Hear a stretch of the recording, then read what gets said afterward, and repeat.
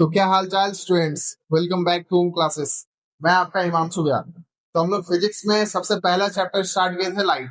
तो लाइट का दो पार्ट मैंने बताया था कि हम लोग को पढ़ना है। पहला रिफ्लेक्शन ऑफ लाइट, दूसरा रिफ्रैक्शन ऑफ लाइट। तो हम लोग रिफ्रैक्शन ऑफ लाइट पर स्टार्ट करते हैं। तो रिफ्रैक्शन रिफ्लेक्शन हमने क्या पढ़ा था? रिफ्लेक्शन हमने पढ़ा था कि अगर कोई लाइट रे किसी ऑब्जेक्ट पे फॉल कर रहा है, फिर उसी मीडियम में अगर वापस आ जा रहा है रिफ्लेक्ट करके, तो उस फेनोमिनल को बोलते हैं रिफ्लेक्शन। लेकिन रिफ्रैक्शन का मतलब है, पहले हम लोग कुछ डेफिनेशन लिखते हैं, फिर उसको मैं इलेबोरेट करूंगा, एक्सप्लेन करूंगा, ठीक है। तो रिफ्रैक्शन का मतलब होता है bending of light with respect to, WRT का मतलब है with respect to normal. Normal कब? when it goes from one medium to another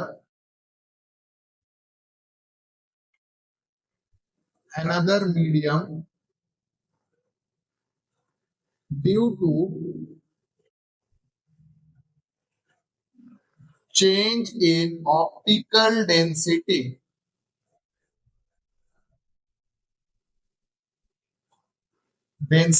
of those media.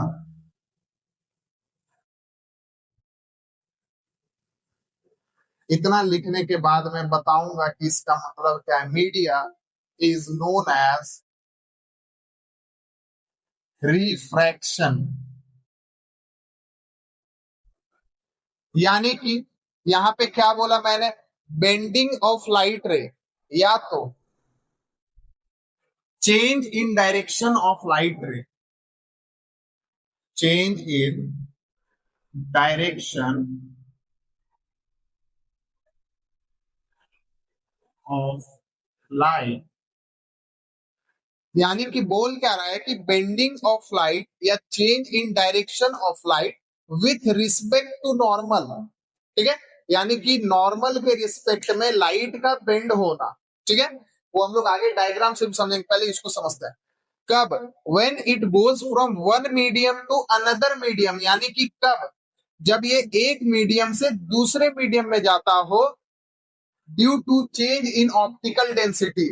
तो जब मीडियम का ऑप्टिकल डेंसिटी चेंज होता है, तो उस फेनोमिना को हम लोग क्या बोलते हैं? रिफ्रैक्शन ऑफ लाइट, ठीक है। अब इसमें कुछ नए नई चीज दिख रहे हैं हम लोग को। ये क्या? With respect to normal, diagram में देखेंगे। ऑप्टिकल डेंसिटी, ऑप्टिकल डेंसिटी एक नया वर्ड है जो कि हम लोग अभी आगे जानेंगे। तो आइए हम लोग देखते हैं डायग्राम के हिसाब से। मान लीजिए कि सबसे पहले इसमें ऑप्टिकल डेंसिटी हम लोग समझते हैं। ऑप्टिकल डेंसिटी का मतलब क्या?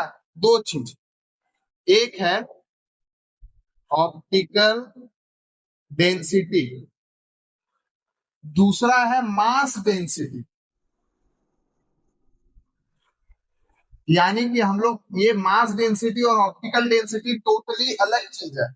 मास डेंसिटी का मतलब हम लोग जो मास डेंसिटी पढ़ते थे, density is equal to mass per unit volume, जो हम लोग बचपन से पढ़ते आ रहे हैं। यानी कि मास पर यूनिट वॉल्यूम को हम लोग क्या बोलते हैं? Mass density. जो कि इसमें हम लोग को जरूरत नहीं है।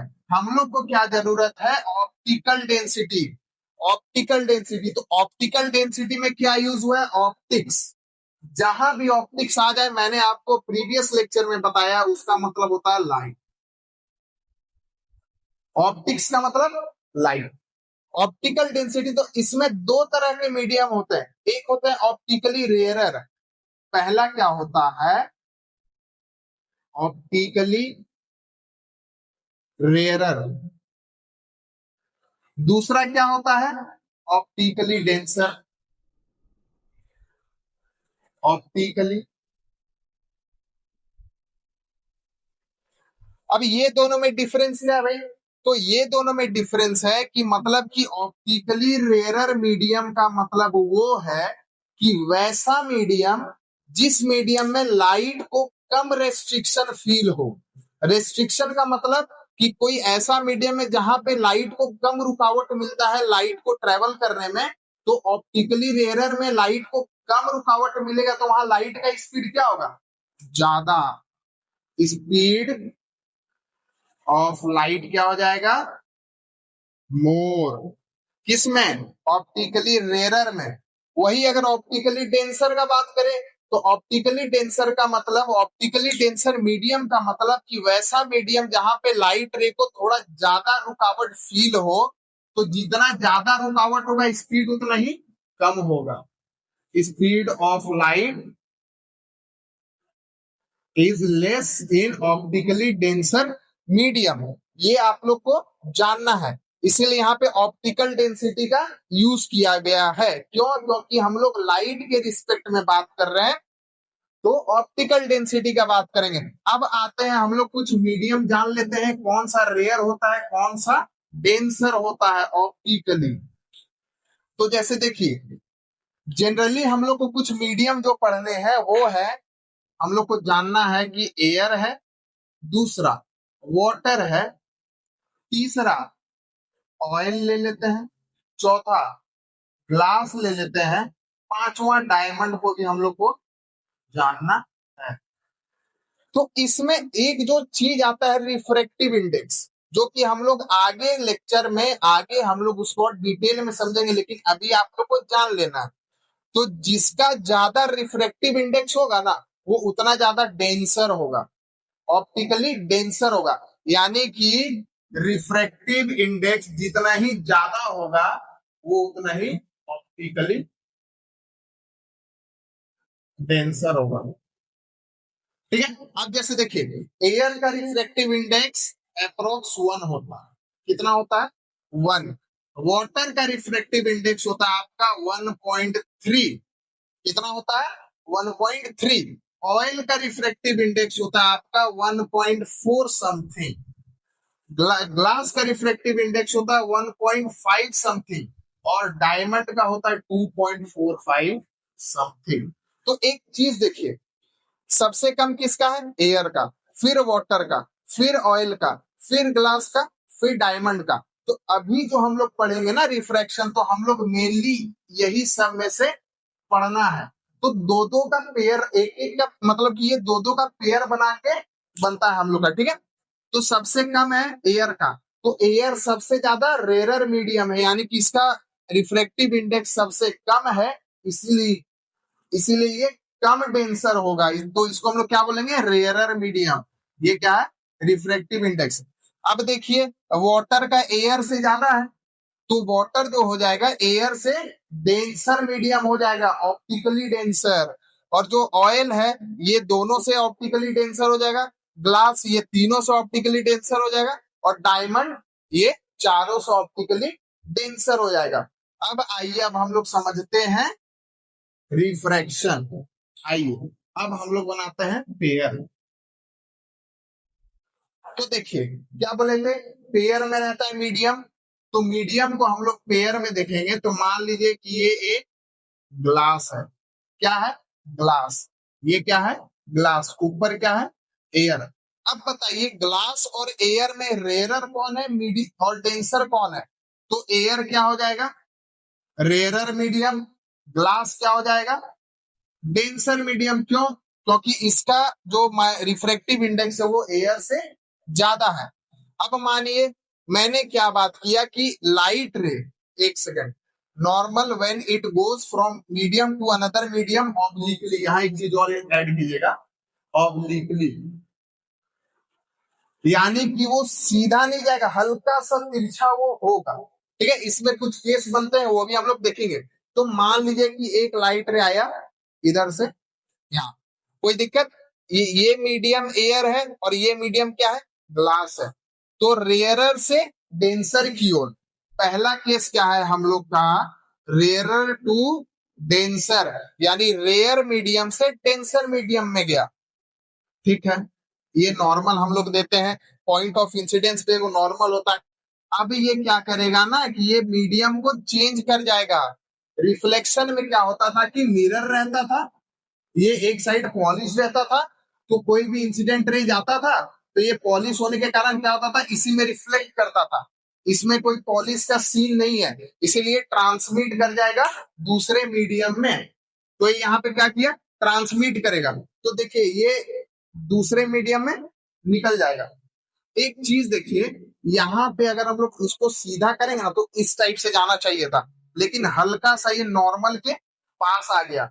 तो नॉर्मल के पास क्यों आया, तो यहाँ पे सबसे पहले तो डायरेक्शन ये था लाइट का, अभी डायरेक्शन चेंज हो गया, थोड़ा बगल में आ गया। इसलिए हुआ क्योंकि अगर कोई लाइट रे एक मीडियम से दूसरे मीडियम में जाता है तो अपना डायरेक्शन चेंज कर देता है। क्यों, क्योंकि वहां स्पीड उसका चेंज हो जाता है। अगर वो रेयरर से डेंसर में गया तो रेयरर में कम रेस्ट्रिक्शन था तो स्पीड ज्यादा होगा। ये ऑप्टिकली डेंसर मीडियम है ग्लास, तो यहाँ पे रेस्ट्रिक्शन क्या रहेगा, ज्यादा, तो इसीलिए क्या हो जाएगा, ये हल्का सा स्पीड इसमें कम होगा। स्पीड कम होगा तो ये क्या करेगा, नॉर्मल की तरफ, टुवर्ड्स नॉर्मल बेंड होगा। तो अगर रेयरर टू डेंसर लाइट रे जा रहा है तो वो क्या होगा, टुवर्ड्स नॉर्मल बेंड होगा। ठीक है, अगर रेयरर टू डेंसर गया तो पहला केस। अब दूसरा केस देखिए, इसमें आगे बताएंगे कि एंगल ऑफ इंसिडेंस क्या होता है, रिफ्रैक्शन क्या होता है, सब चीज बताएंगे हम। ठीक है, अब आते हैं दूसरा केस। नहीं, इसमें देख लीजिए, अच्छा यहीं पे आप लोग एक चीज देख लीजिए। तो यहाँ पे देखिए इसका कुछ प्रॉपर्टीज ले लेते हैं हम लोग। ये आ गया, यहाँ पे क्या है, नॉर्मल है। क्या बोले कि अगर रेयर से डेंसर की तरफ लाइट रे आ रहा है तो वो टुवर्ड्स नॉर्मल यानी नॉर्मल की तरफ बेंड होगा। अब नॉर्मल की तरफ बेंड होगा तो इसमें आइए, मैंने बताया था नॉर्मल और इंसिडेंस के बीच में ये इंसिडेंस रे है, और ये जो रिफ्रैक्ट कर गया यानी कि अगर मीडियम को चेंज करके दूसरे मीडियम में गया तो उसको रिफ्रैक्टेड रे बोलते हैं, रिफ्लेक्टेड नहीं। इस रे को क्या बोलेंगे, रिफ्रैक्टेड रे। ठीक है, ये हो गया। तो देखिए एंगल ऑफ क्या बोलते हैं, इंसिडेंस, इंसिडेंस रे और नॉर्मल के बीच में जो बनता है वही बनता है एंगल ऑफ इंसिडेंस, कोई दिक्कत नहीं। और ये जो रिफ्रैक्टेड रे और नॉर्मल के बीच में बनेगा वो क्या बनेगा, एंगल ऑफ रिफ्रैक्शन, उसको भी आर से ही डिनोट करते हैं। तो एक चीज देखिए, यहाँ पे क्या था, नॉर्मल से हल्का दूर था, लेकिन यहाँ देखिए नॉर्मल के हल्का पास आ गया। ये अगर जाता तो इस टाइप से जाता तब ये एंगल इक्वल होता, लेकिन देखिए हल्का नॉर्मल की तरफ दब गया। तो अगर रेयरर से डेंसर जाएगा तो angle i is greater than angle r, यानी कि angle of incidence is greater than angle of refraction हो जाएगा, रिफ्रैक्टेड इंसिडेंस। अब आइए सेकंड केस, अगर उल्टा कर दें हम लोग, क्या कर दें, पहले तो था कि रेयर से डेंसर जा रहा था, दूसरा केस में क्या है कि डेंसर से रेयर आ रहा है। क्या हो रहा है, डेंसर से रेयर। तो इसको हम लोग यहीं पे देखते हैं। तो मान लीजिए कि नीचे क्या है, ये क्या है, डेंसर है, और ये क्या है, रेयरर है। मान लीजिए कि ये ऊपर एयर है नीचे ग्लास है। अब क्या करते हैं कि एक हम लोग इंसिडेंट रे को फॉल करवाते हैं इस बाउंड्री पे। अब यहाँ पे एक नॉर्मल आप लोग को देना है, नॉर्मल तो भूलना नहीं है। ठीक है, ये डेंसर मीडियम है, यहाँ पे रेस्ट्रिक्शन ज्यादा है तो स्पीड कम होगा। अब जा रहा है रेयरर मीडियम में, ऑप्टिकली रेयरर, तो ऑप्टिकली रेयरर में जाएगा तो यहाँ स्पीड क्या हो जाएगा, रेस्ट्रिक्शन कम मिलेगा तो स्पीड ज्यादा हो जाएगा। तो ये क्या करेगा कि नॉर्मल से हल्का और दूर भागेगा। तो देखिए इसको अगर हम लोग ऐसे एक्सटेंड करें स्ट्रेट, तो देखिए पहले नॉर्मल के नजदीक था, अब क्या हो गया, दूर भाग गया। तो अगर डेंसर से रेयरर में लाइट रे जाएगा तो away from normal, away from normal, क्योंकि डेंसर से ज्यादा स्पीड ऑप्टिकली रेयरर मीडियम में होता है। तो ये केस अब यही देख लीजिए आप, इसमें भी वही हो जाएगा। तो ये जो एंगल ऑफ, अभी हम लोग का एंगल ऑफ इंसिडेंस ये हो गया क्योंकि ये फॉल कर रहा है ना, तो एंगल ऑफ इंसिडेंस ये है, इंसिडेंस रे ये है। तो देखिए ये हो जाएगा हम लोग का एंगल आई, और ये हो जाएगा नॉर्मल से लेके रिफ्लेक्टेड रे के बीच में एंगल आर। तो जो फॉल करता है वो होता है इंसिडेंस। तो देखिए ये क्या है, इसमें एंगल आई जो होगा छोटा हो जाएगा एंगल आर से। एंगल आर जो होगा एंगल आई से बड़ा होगा। ये कब होता है, जब डेंसर से रेयरर में लाइट रे जाता है। अब थर्ड केस देखते हैं हम लोग। तो थर्ड केस में क्या कर देते हैं कि मान लेते हैं कि लाइट रे, अगर मैंने क्या बोला था कि ऑब्लिकली फॉल करना चाहिए, यहाँ पे तिरछा फॉल कर रहा है। अब मान लीजिए कि अगर लाइट रे परपेंडिकुलरली फॉल कर गया किसी मीडियम पे, अगर थर्ड में क्या आ जाता है परपेंडिकुलरली, परपेंडिकुलर, ठीक है। अब परपेंडिकुलर अगर अगर फॉल करेगा तो देखिए उसमें डेंसर से रेयरर जाए या रेयरर से डेंसर जाए। तो अगर मान लीजिए कि ये है, मान लीजिए कि ये नॉर्मल है हम लोग का, नॉर्मल क्या रहता है, परपेंडिकुलर रहता है। अगर यही नॉर्मल पे परपेंडिकुलर हम लोग का एक लाइट रे इंसिडेंस किया तो ये कोई चेंज नहीं करेगा। ये क्या आ जाएगा, इसका स्पीड में चेंज नहीं होगा, ये कैसा रहेगा, सीधा ही रहेगा। ठीक है।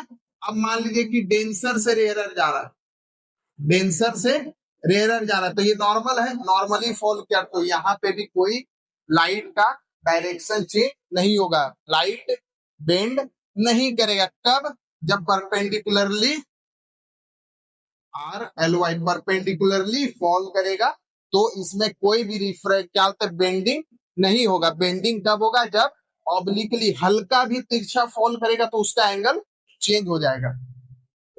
अब और एक केस देख लीजिए। अगर मान लीजिए कि दो मीडियम है, ठीक है, ये एक मीडियम है और यहीं पे एक मीडियम है, तो ये दो मीडियम है, ये बाउंड्री है। अब बाउंड्री मान लीजिए कि इसका भी रिफ्रैक्टिव इंडेक्स को हम लोग एन से भी डिनोट करते हैं या तो म्यू से भी डिनोट करते हैं। तो मान लीजिए कि रिफ्रैक्टिव इंडेक्स 1.3 है, इसका भी रिफ्रैक्टिव इंडेक्स 1.3 है। दो मीडिया है, अगर एक साथ हम लोग ज्यादा मीडियम का बात करते हैं तो उसको मीडिया पढ़ते हैं। क्या पढ़ते हैं, मीडिया। तो देखिए इसका भी रिफ्रैक्टिव इंडेक्स 1.3, इसका भी रिफ्रैक्टिव इंडेक्स 1.3। तो अगर सेम मीडियम रहेगा, सॉरी सेम रिफ्रैक्टिव इंडेक्स रहेगा तो भी वहां रिफ्रैक्शन नहीं होगा। ठीक है, ये हो गया, ये हम लोग का केस था इतना। ये जो केस था ये आप लोग को याद रखना है। रिफ्रैक्शन का थोड़ा ये डेफिनेशन याद कर लेना है। इसके बाद जो एक स्पेशल केस, जनरली तो हम लोग एक पेयर मीडिया का बात करते हैं, लेकिन कहीं कहीं तीन हम लोग को मीडिया मिल जाएगा। क्या मिलेगा, तीन। तो तीन के लिए क्या करते हैं, मैंने वहां पे इंसिडेंट रिफ्लेक्टेड सारा चीज बता दिया, एंगल ऑफ इंसिडेंस ये सब बता दिया। अब एक जो स्पेशल केस आता है वो कब आता है, जब वहां पे तीन मीडिया होगा।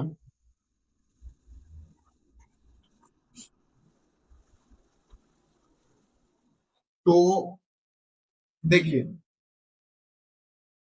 यहाँ पे मान लेते हैं कि ये क्या है, एक ग्लास स्लैब है।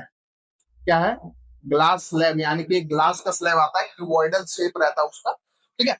तो एक मान लीजिए कि ये कौन सा है, अगर इस मीडियम का बात करें हम लोग तो ये क्या है, एयर। ठीक है, ये क्या है, ग्लास। ठीक है। तो पहले हम लोग क्या कर रहे थे, ए इंसिडेंस को फॉल करवा रहे थे। ठीक है, नॉर्मल भी बनाए भाई, कोई दिक्कत नहीं। क्या किए, एयर से ग्लास में डाले, तो एयर रेयरर है और ग्लास क्या है, डेंसर है। तो अगर रेयरर से डेंसर जा रहा था तो वो क्या कर रहा था, नॉर्मल की तरफ बेंड हो रहा था। क्यों, स्पीड कम होने के कारण। तो ये क्या करेगा, नॉर्मल की तरफ बेंड होगा, नॉर्मल की तरफ बेंड हो गया। चलिए ये क्या है, एंगल ऑफ इंसिडेंस, ये क्या है, एंगल ऑफ रिफ्रैक्शन। अब देखिए यहाँ पे फिर एक नॉर्मल दे देते हैं हम लोग, नॉर्मल दे दिए। अब ये क्या करेगा कि ये यहां से बाहर निकलने का कोशिश करेगा। मान लीजिए कि लाइट रे ग्लास से फिर एयर में आ गया, फिर क्या है, एयर। पहले तो रेयर से डेंसर आ रहा था, अब इसको रख दीजिए। अब हम लोग यहां से देखेंगे, अब ग्लास से एयर आ रहा है तो डेंसर टू रेयरर जा रहा है। तो डेंसर टू रेयरर में मैंने क्या बताया था कि ये क्या होगा, नॉर्मल से हल्का दूर की ओर भागेगा। ठीक है, ये क्या हुआ, हल्का नॉर्मल से दूर भाग गया। ठीक है।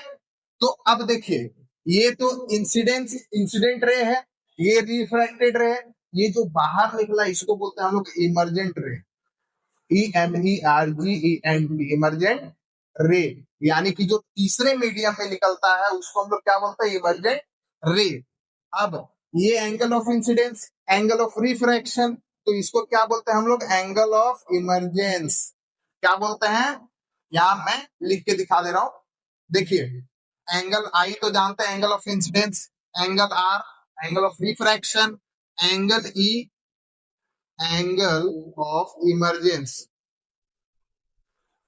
ठीक है, उसके बाद देखिए ये जो बाहर निकल गया इमरजेंट रे, कोई दिक्कत नहीं। अब आगे बढ़िए, देखिए ये जो इंसिडेंट रे आ रहा था, अगर हम लोग इसको इसी पाथ में सीधा ट्रेवल कराएं तो ये एक इमेजिनरी हम लोग मान सकते थे कि ये अगर यहाँ पे ग्लास स्लैब नहीं होता तो ऐसे ये जाता। ठीक है, अब ये यहां से यहां तक डिस्प्लेस किया कि नहीं, यानी कि ये ऐसे सीधा जाता, लेकिन अभी देखिए कहां से कहां आ गया। तो इंसिडेंट रे और इमरजेंट रे के बीच का जो डिस्प्लेसमेंट डिस्टेंस होता है, ये जो परपेंडिकुलर डिस्टेंस होता है, क्या बोलते हैं, perpendicular distance between incident incident ray and emergent ray is known as lateral displacement. क्या बोलते हैं, लैटरल डिस्प्लेसमेंट।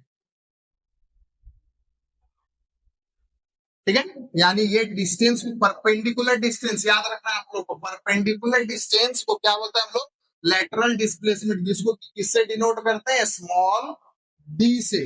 ठीक है, अब देखिए लैटरल डिस्प्लेसमेंट वो किसी किसी चीज पे क्या बोलता है, डिपेंड करता है।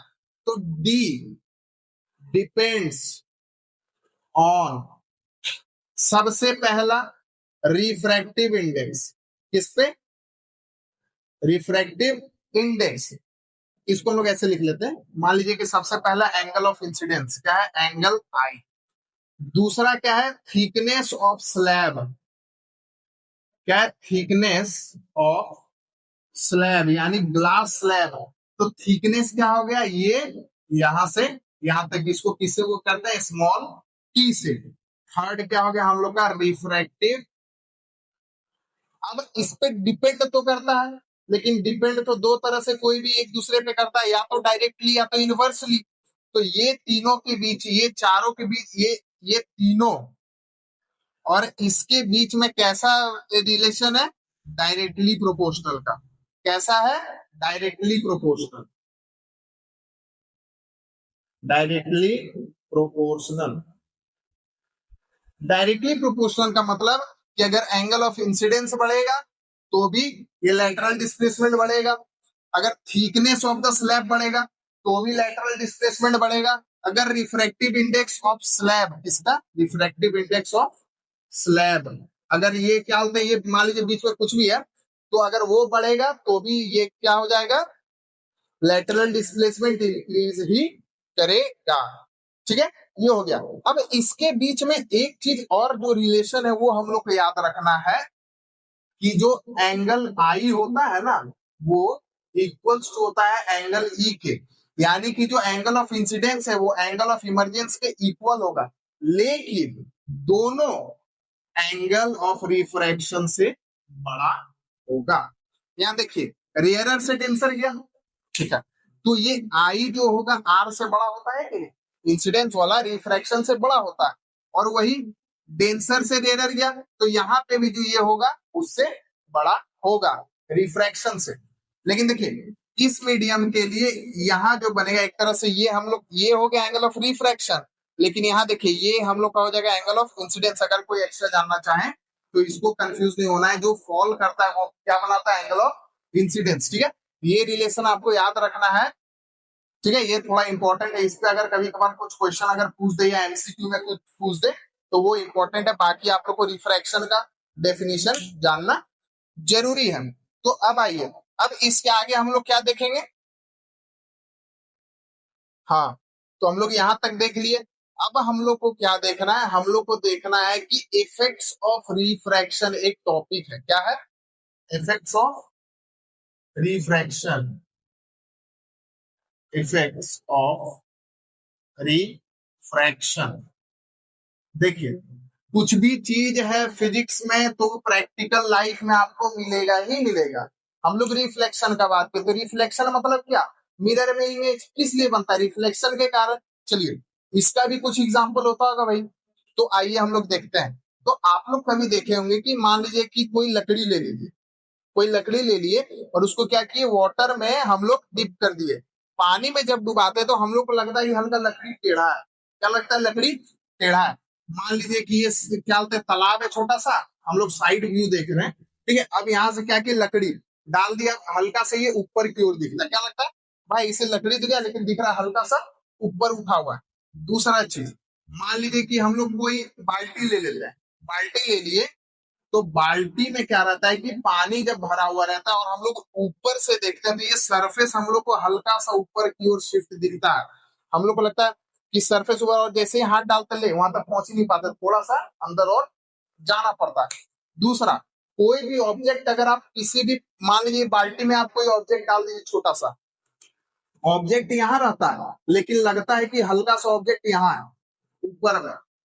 तो इसको हम लोग आइए देखते हैं ये कैसे होता है। तो ये सब क्या है, रिफ्रैक्शन के कारण होता है। जब लाइट रे एयर से, पहले एयर में था, ये जो बाल्टी है यहाँ पानी है, तो ये क्या है, यहाँ पर एयर मीडिया में एयर है, उसका क्या गया यहाँ पे वाटर में गया। तो एयर से जब वाटर में लाइट रे एंटर करता है तो एक मीडियम से दूसरा मीडियम में गया तो क्या होगा, रिफ्रैक्शन, ठीक है। तो आइए देखते हैं, सबसे पहला देखते हैं कि जो स्टिक टेढ़ा होता है। तो मान लीजिए कि यहाँ पे हम लोग एक ले लिए, कोई कंटेनर ले लेते हैं, ये मान लीजिए कि वाटर का कंटेनर है, यहाँ पे क्या है, ये वाटर है, इस लेवल तक वाटर है।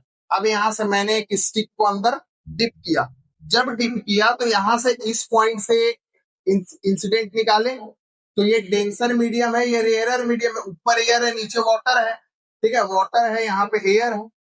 अब ये जब डेंसर से रेयरर जाता है तो यहाँ पे एक नॉर्मल दे दिया हम लोग, एरो दिखाना है, एरो दिखाना है कि किस डायरेक्शन में जा रहा है। अब ये क्या करेगा कि डेंसर से रेयरर जाएगा तो हल्का सा नॉर्मल से दूर जाएगा, फिर दूसरा लाइट रे यहां से लेते हैं, गया, ठीक है, यहाँ पे भी क्या दे दिए, नॉर्मल दे दिए, ये भी क्या करेगा, दूर गया।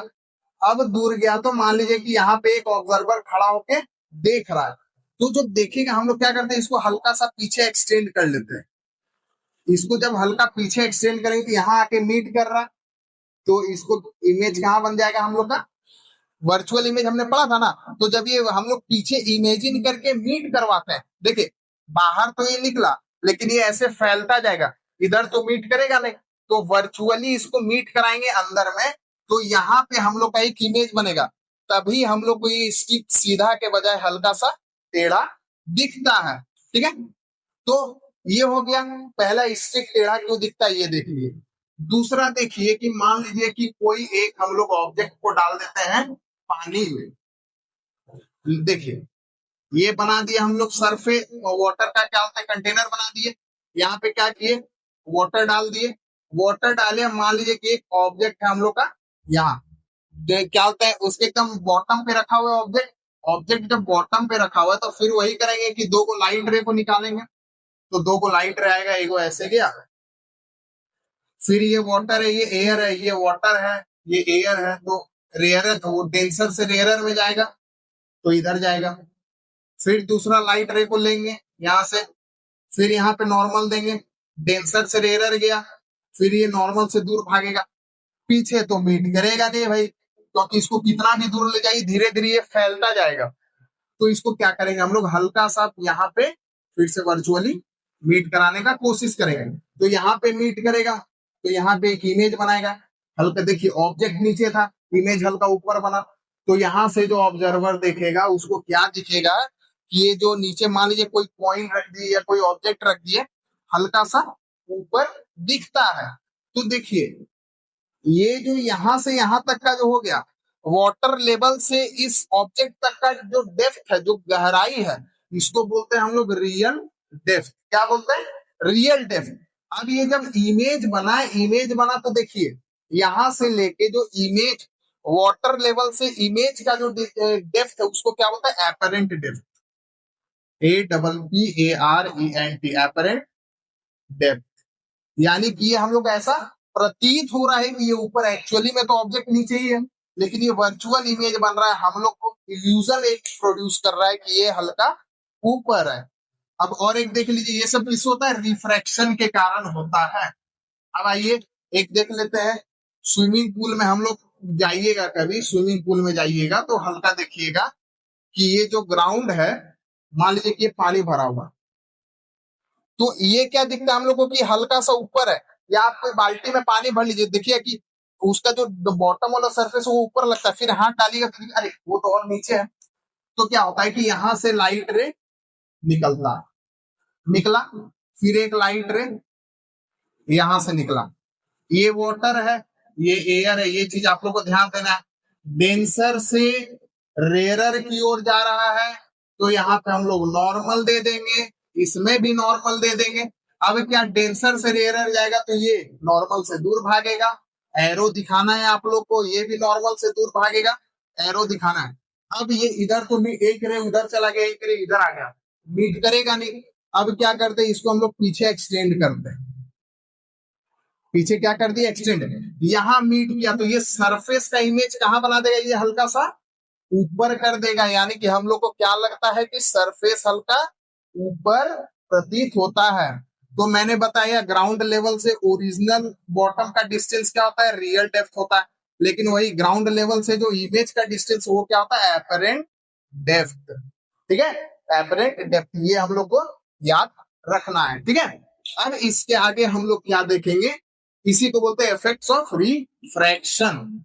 इसके आगे हम लोग को देखना है लॉज ऑफ रिफ्रैक्शन। रिफ्लेक्शन का तो लॉ होता ही था, रिफ्रैक्शन का भी लॉ होता है। क्या होता है, लॉज ऑफ रिफ्रैक्शन, यानी कि रिफ्रैक्शन के कुछ नियम है। तो रिफ्लेक्शन में हमने पढ़ा था कि एंगल आई और एंगल आर इक्वल होता है, लेकिन रिफ्रैक्शन में तो ऐसा है नहीं। अगर रेयरर से डेंसर जा रहा है तो कोई बड़ा है, और डेंसर से रेयरर आ रहा है तो कोई और बड़ा है। तो वो चीज आइए देखते हैं। तो इसका सबसे पहला लॉ होता है कि the incident incident ray, refracted ray and the normal, ठीक है, and the normal lies in the same plane, at a same point। ठीक है, यानी कि इसमें हम लोग क्या देखे थे कि जो ये जो लॉ हम लोग पढ़ रहे हैं, ये क्या है, इंसिडेंट रे, रिफ्रैक्टेड रे और नॉर्मल क्या है, सेम प्लेन पे और सेम पॉइंट पे। तो ये जो हम लोग उतना देर से जो बना रहे हैं डायग्राम, ये रेयरर है, ये डेंसर है। तो रेयरर से गया यहाँ नॉर्मल दिए, ये डेंसर में क्या करता है, नॉर्मल की तरफ आता है, ये हम लोग को दिखा देना है। और नीचे से एरो दे देंगे तो डेंसर से रेयरर हो जाएगा, लेकिन अभी क्या जा रहा है, रेयरर से डेंसर। तो देखिए ये क्या है, इंसिडेंट रे इस पॉइंट पे आ गया, point of incidence, normal point of incidence पे है, रिफ्रैक्टेड भी तो वही है ना भाई, रिफ्रैक्टेड भी तो पॉइंट ऑफ इंसिडेंस पे है। तो तीनों क्या है, सेम पॉइंट पे है, तीनों सेम पॉइंट पे है। और दूसरा क्या बोल रहा है, सेम प्लेन। तो मैंने बताया था कि ये एक क्या है, सेम प्लेन पे ही तो काम हो रहा है। यहां से मैंने इंसिडेंट डाला और यहीं पे नॉर्मल भी फॉल कर रहा है इसी प्लेन पे, और देखिए इसी प्लेन पे नीचे से रिफ्रैक्टेड भी निकल गया, तो प्लेन सेम है, सेम प्लेन भी है और सेम पॉइंट भी है। तो ये वाला जो लॉ है दोनों में होता है, रिफ्लेक्शन में भी रिफ्रैक्शन में भी। लेकिन रिफ्लेक्शन में हम लोग पढ़ते थे कि angle i is equal to angle r, लेकिन यहाँ तो वैसा है नहीं, यहाँ पे एंगल ऑफ इंसिडेंस थोड़ा बड़ा होगा और ये नॉर्मल की तरफ दब गया है। तो यहाँ पे क्या हो जाएगा, अगर रेयरर से डेंसर जा रहा है तो angle i greater than angle r हो जाएगा। इक्वल टू वाला तो कोई लोचा है नहीं। अब इसका सेकंड लॉ क्या बनता है, और वो इंपॉर्टेंट भी, उससे क्वेश्चन भी आते हैं। तो सेकेंड लॉ में क्या होता है, इसको हम लोग बोलते हैं the ratio of sine of angle of incidence to the sine of angle of refraction is constant for given pair of media। यानी कि जो रेशियो होगा sine of angle of incidence, यानी कि ये जो एंगल ऑफ इंसिडेंस है इसका साइन का, ठीक है, sine i to the, sorry यहाँ आ रहा है, यहाँ sine i to the sine r is always constant. कब? गिवन पेयर ऑफ मीडिया के लिए। यानी कि इसको मैं यहाँ पे लिख के दिखा दे रहा हूं कि सेकेंड लॉ हम लोग का कहता है कि जो sine of angle of incidence होगा, ठीक है, sine of angle of incidence to the sine of angle of refraction is always constant for given pair of media. यानी कि एक पेयर मीडिया के लिए, इस मीडिया के पेयर के लिए ये जो दोनों का रेशियो होगा ये क्या होगा, हमेशा कांस्टेंट होगा। और इसी सेकेंड लॉ को हम लोग और एक नाम से जानते हैं, Snell's law, SNELLS, Snell's law. अगर आपसे पूछ दिया जाए कि स्नेल्स लॉ को डिफाइन कीजिए तो स्नेल्स लॉ को हम लोग ऐसे ही डिफाइन करते हैं, the ratio of sine of angle of incidence to the sine of angle of refraction is always constant. और इसी जो ये जो रेशियो दिया हुआ है इसी को हम लोग एक तरह से रिफ्रैक्टिव इंडेक्स भी बोलते हैं। The ratio of sine of angle of incidence to the sine of angle of refraction is also known as refractive index. इसको क्या बोलते हैं हम लोग? रिफ्रैक्टिव इंडेक्स भी बोलते हैं। रिफ्रैक्टिव इंडेक्स को किससे डिनोट करते हैं? स्मॉल एन से। ये बहुत इंपॉर्टेंट है, स्नेल्स लॉ पूछ देगा आपसे तो बस यही रेशियो के बारे में बता देना है। Second law of refraction is also known as Snell's law. ये थोड़ा इंपॉर्टेंट है, ठीक है, ये क्या है, इंपॉर्टेंट है। अब जो मैंने बताया रिफ्रैक्टिव इंडेक्स, तो रिफ्रैक्टिव इंडेक्स को मैं अगले नेक्स्ट लेक्चर में और भी अच्छी तरह से क्या बोलते हैं एक्सप्लेन करूंगा। उसके एक दो डेफिनेशन है, उसके क्या सिंबल है, उसको किस तरह से रिप्रेजेंट किया जाता है, सब मैं आगे क्या बोलते हैं डिस्कस करूंगा। सो ठीक है, यहाँ पे आपको कहीं भी कुछ डाउट हो तो वो आप कमेंट में डाल सकते हैं। Thank you for watching, like share subscribe.